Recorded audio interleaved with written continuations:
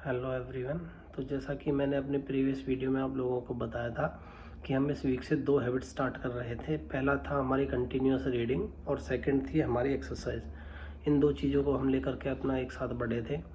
तो इसमें आपको देखो प्रॉब्लम्स आएंगी स्टार्टिंग में, मैं आपको ये पक्का बताता हूँ, क्योंकि आपको इसमें सबसे पहले जो हैबिट एक्वायर करनी पड़ेगी इन दो से भी पहले, वो है आपको कि सेल्फ डिसिप्लिन रहना ही पड़ेगा। इसके बिना आप नहीं कर सकते इन चीज़ों को अचीव।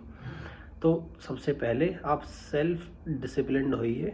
आपको अपने आप पे काम करना पड़ेगा। आपका बहुत बार मन करेगा कि आज रहने देता हूँ, कल से फिर स्टार्ट कर लूँगा, या आप 2-3 दिन कंटिन्यू करोगे, फिर आपका मन करेगा कि एक दिन का गैप कर लेता हूँ, कल से रिस्टार्ट कर लूँगा दोबारा से। तो आप अपने आप को उसी टाइम पे कमज़ोर कर रहे हो, मेंटली भी और फिज़िकली भी। तो मैं आपसे बस यही बोलना चाहता हूँ कि आप जो ये हैबिट स्टार्ट कर रहे हो, दो रीडिंग और एक्सरसाइज, तो आपने कंटिन्यू कीजिए कम से कम 30 डेज़ तक। तब आपको इन चीज़ों का या इन दो हैबिट्स का आपको इफ़ेक्ट देखने को मिलेगा। ठीक है।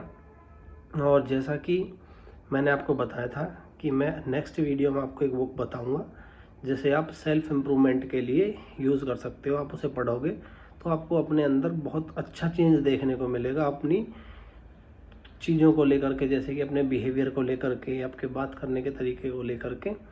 तो वो बुक ये रही।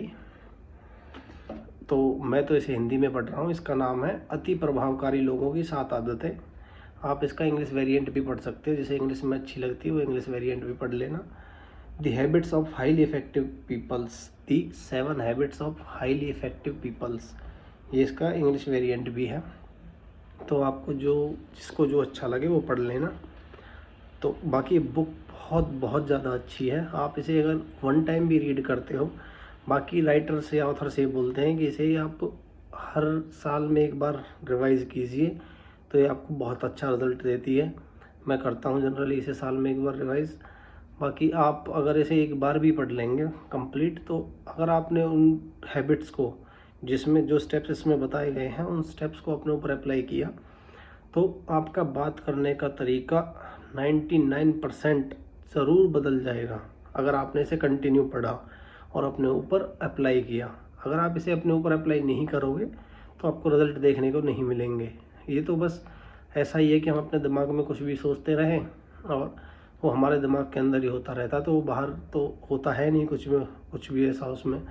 तो इसलिए आप सबसे स्टार्टिंग में जो रीडिंग्स वाली हैबिट कर रहे थे, आप उस पे स्टार्ट कीजिए, और जो एक्सरसाइज वाली जो दूसरी हैबिट थी हमारी, उन दोनों पे थोड़ा थोड़ा काम करना स्टार्ट कीजिए। देखो मैं आपको बताता हूँ, आप अपने शॉर्ट गोल्स रखिए उसमें पहले।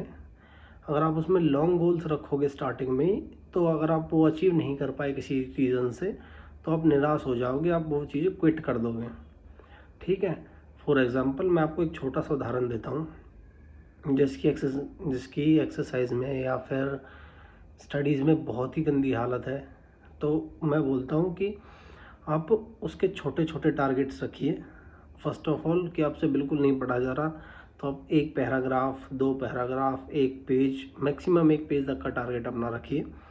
और टारगेट भी मत रखिए, आप सोचिए कि आपको बस पढ़ना है, चाहे थोड़ा पढ़ना हो चाहे ज़्यादा पढ़ना हो।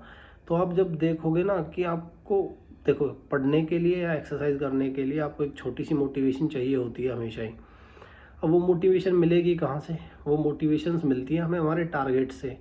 जैसे कि किसी बच्चे को जब स्कूल में एडमिशन होता है, तो स्टार्टिंग में वो पढ़ता है कि उसे थोड़ा अप्रिशिएशंस मिले, टीचर उसके बारे में थोड़ा अच्छा बोलें वगैरह वगैरह, घर वाले थोड़ा अच्छा बोलें।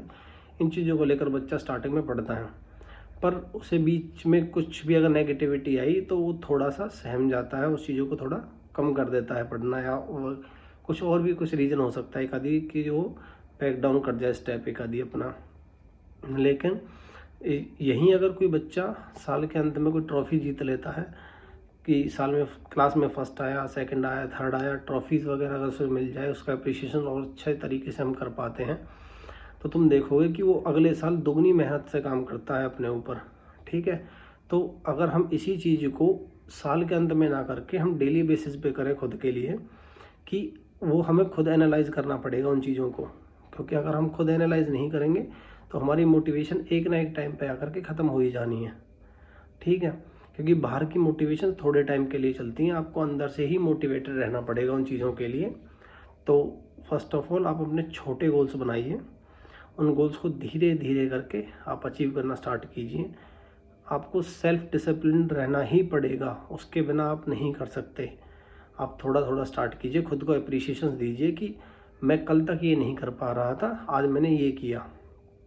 तो आप धीरे धीरे धीरे धीरे अपने आप के लिए ही मेहनत करना स्टार्ट करोगे। और एट द एंड हमारा मोटिव भी बस यही है कि हम कैसे भी करके खुद को कल से बेटर बना पाएँ। जैसे भी हम कल थे उससे बेटर थोड़ा अगर हम हो पाए हैं तो बस इसीलिए। और ये जो वीडियोस बन रही हैं मैं बना रहा हूँ, ये उन्हीं लोगों की हेल्प करने के लिए हैं जो थोड़ा बियॉन्ड है उस कैटेगरी से, कि थोड़ा आगे बढ़ने की कोशिश कर रहे हैं और उन्हें पता नहीं चल रहा कि हम चीज़ें कैसे इम्प्रूव कर सकते हैं अपनी।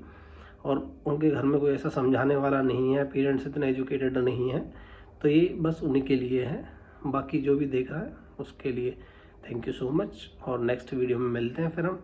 और किसी और बच्चे की क्वेरी मेरे पास आएगी, सामने से भी आएगी या कमेंट में, तो शायद अभी नहीं आ रही है, बाकी सामने से बच्चे मुझे बताते हैं तो उन क्वेरीज़ को मैं अपने इन वीडियोस के थ्रू सॉल्यूशंस में आपको देता रहूँगा। बाकी इस बुक को ज़रूर पढ़ना, ये बुक वाकई बहुत अच्छी है, आपको 100% रिजल्ट मिलेंगे इसमें। Thank you so much.